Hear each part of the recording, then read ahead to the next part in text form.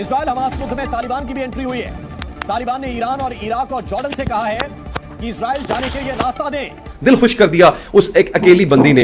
मैं जिक्र करने जा रहा हूं कि ऐसी औरत का जिसको तमाम पाकिस्तानी जानते हैं, शायद ही कोई ना जानता हो। और अगर मैं ये कहूं कि आप नहीं जानते, मैं आपका तारुफ करवाऊं, तो फिर ये अच्छा नहीं होगा, क्योंकि माशाल्लाह से पाकिस्तान जो है और पाकिस्तानी हमारे वो इनकी फिल्में, इनकी वीडियोस बहुत देख चुके हुए हैं। मियां खलीफा को आप जानते हैं? मेरा नहीं ख्याल नहीं जानते होंगे, आप सब लोग जानते हैं, पाकिस्तानी तो खास तौर पे जानते हैं। फ़लस्तीन की जो मौजूदा सूरत हाल है, इस पर सऊदी अरब ने तुर्की और ईरान से बात की है, पाकिस्तान से बात नहीं की। मैंने आपको कल कहा था कि Pakistan is facing a serious isolation. वैसे साहब, हमास और इजराइल की जंग की कुछ नई डेवलपमेंट्स सामने आई हैं, उस पे आप फरमाइएगा कि क्या इसके आगे हम देख रहे हैं कि इस जंग का मुस्तकबिल क्या होगा। सर, एक तो ये कि बातचीत शुरू हुई और खबर ये आई कि टॉक्स हुई हैं MBS यानी कि सऊदी अरेबिया, ईरान और टर्की के बीच, तो क्या वो कोई डील इस सिलसिले में कर सकेंगे। और इसी से पहले कि आप इस पे रोशनी डालें, ये भी एक खबर सामने आई है कि जो मिस्टर नेतन्याहू है, उन्होंने ये कहा है कि जो हमास है वो आईसिस दाइश है और इसके हर बंदा जो है वो समझ लें कि वो मर चुका है और हम इसको वाइप आउट कर देंगे। हमास ने जो किया है, वो जो हमला किया है, वो हमला गलत है, वो टेररिज्म है। कि आप एक मुल्क में घुस जाएं और पैराग्लाइडर्स को यूज करें और जाकर के म्यूजिक फेस्टिवल में गोलियां मारे लोगों को, और जो बंदा एक ऑफिस जा रहा है अपने घर सुबह कार से, आप उसकी गाड़ी के ऊपर फायर खोल दें, तो इसका मतलब फिलिस्तीन की आजादी से क्या लेना देना है। जय दोस्तों, जय श्री राम। देखिए, हमास वर्सेज इजराइल का जो युद्ध चला हुआ है वो अब पलट के मुस्लिम वर्सेज नॉन मुस्लिम हो चुका है। और आप इस चीज से सहमत भी होंगे, क्योंकि जो मुस्लिम 57 कंट्रीज थे उसमें से मोस्टली सभी के सभी हमास के साथ और फिलिस्तीन के साथ जा चुके हैं। और अब भारत के जो पड़ोसी देश थे, देखिए भाई, पाकिस्तान तो जा रखा था, अब तालिबान ने है जो ईरान और जो है टर्की के रास्ते सीधा वो जा रहे हैं हमास का साथ देने। यूएई की बात करें, यूएई ने टर्की और ईरान से बातचीत की है। बातचीत क्या की है, आइए वीडियो में देखते हैं। आप लोग क्या कमेंट सेक्शन में वीडियो शुरू करते हैं। मैंने आपको कल कहा था कि Pakistan is facing a serious isolation, कि सऊदी अरब ये समझता है कि तुर्की और ईरान इंपॉर्टेंट हैं। एक फैक्टर तो ये हो सकता है कि they are regional players. Iran is a regional player, Turkey is a regional player, that is a one thing. So it means that the Saudis, if they are talking to Iran and Turkey, it means they are talking strategically. They are talking that इसका क्या हल है, हम किसको कह सकते हैं कि इस जंग को रोका जा सके। ईरान जो है वो बेसिकली उसने तो सपोर्ट किया है। देखें, ईरान की पार्लियामेंट अब जो है वो जारी बात है, जिसे कहते हैं ना, 2000 जो फ़लस्तीनी जो हैं वो मारे जा चुके हैं। इजराइल और हमास की लड़ाई में कहा जाता है 2000 से ज़्यादा लोग मारे जा चुके हैं, मेजॉरिटी सारी बात है जिनमें फ़लस्तीनियों की है।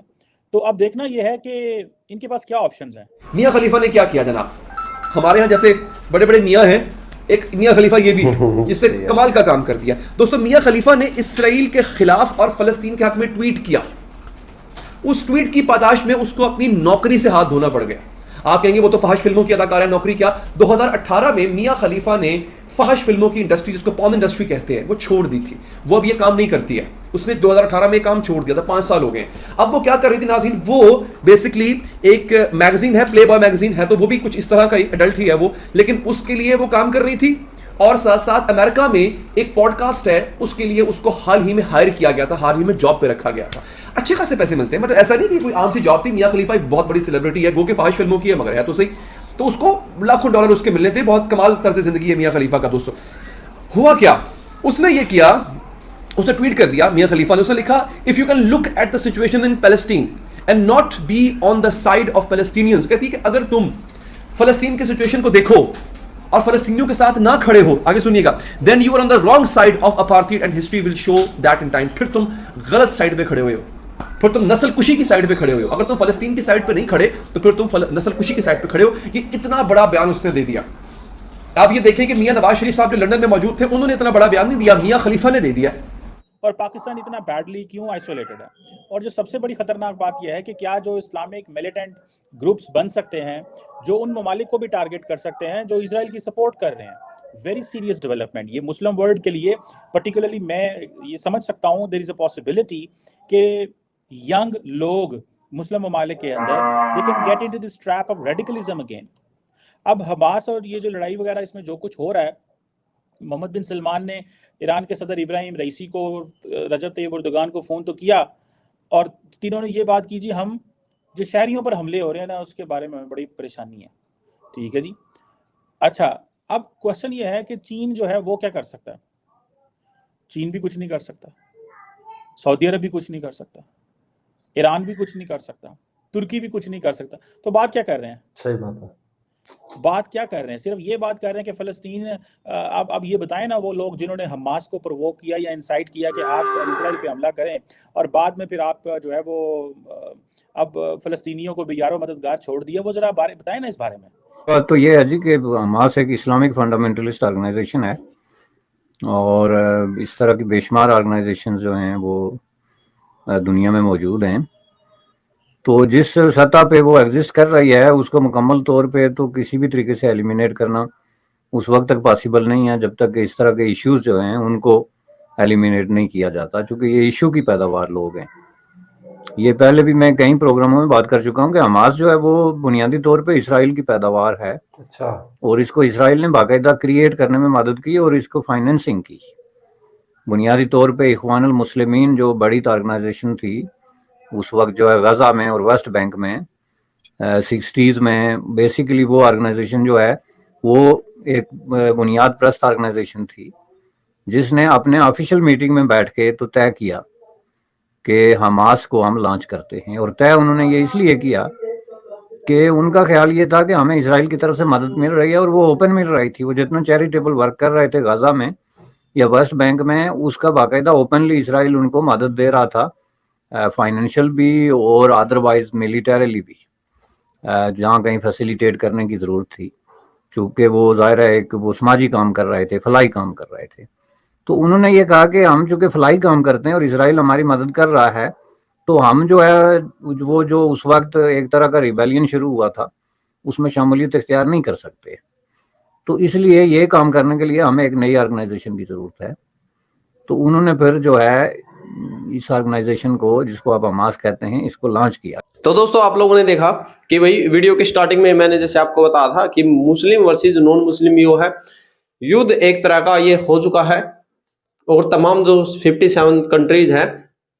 अब बात क्या आ रही है, देखिए जो यार पहले हुआ होगा तो जो हमास है वो अब कत्लेआम कर रहा है बिल्कुल, और उसके बाद जब इजराइल की दुखती नब्ज पे, यानी कि क्योंकि भाई किसी भी कंट्रीज की जो बिल्कुल सबसे बड़ी रिस्पेक्ट होती है वो एक महिला होती है, और जब महिला के ऊपर अटैक किया जाता है तो वो देश खामोश नहीं बैठेगा। तो इजराइल ने जो हमास है उसको गाजा पट्टी पर बिल्कुल चुन चुन के बिल्कुल साफ सफाई करने का अभी निर्णय लिया है। और अब जो तमाम मुस्लिम अम्मा देश हैं, उम्मा इनको बोलते हैं, अब उनको भाई एक तरह से मिर्ची लग रही है कि भाई तुम्हारे जो फिलिस्तीन है उसका भी अभी इजराइल है जो सुपड़ा साफ करेगा। क्योंकि बिकॉज जो अमेरिका है, भारत है, और जो तमाम महाशक्ति, जो तमाम सुपर पावर कंट्रीज हैं वो अभी फिलहाल इजराइल के साथ है जो बैठी हैं। क्योंकि और दूसरा इजराइल का खुद का भी है जो, यानी कि इतनी अच्छी टेक्नोलॉजी सिस्टम है, बेहतरीन हथियार है। जबकि देखिए अब लेबनान वहां पर कंट्री है, वो हमास के साथ मिलकर, लेबनान का भी एक आतंकी ग्रुप है, वो हमास के साथ मिलकर इजराइल के अंदर एंट्री मार के वहां पर उनका जो है वो महिलाएं हैं, बच्चे हैं, सरेआम गोली यहाँ चला रहे हैं। और दूसरी ओर जब इजराइल ने हमास का गाजा पट्टी पर पानी बंद कर दिया, तब पाकिस्तानियों ने पैसा और चंदा इकट्ठा कर करके, दूसरी बात कल की मेरे वीडियो में देखेंगे आप, अगर यहाँ तक वीडियो देख रहे हैं तो, कल जो MNL जो पार्टी है पाकिस्तान की, उसके कार्यकर्ता और वर्कर हैं वो हमास के साथ मिलकर इजराइल पर अटैक कर रहे हैं। और कुछ हमारे भारत के पत्रकार है वो हमास की हिदायत कर रहे हैं, हमास का समर्थन दे रहे हैं, और जो भारत के कुछ मुस्लिम्स हैं वो भी हमास का समर्थन में खड़े हैं। आप लोग क्या रेकमेंडेशन रखें? जय हिंद, जय भारत, जय श्री राम।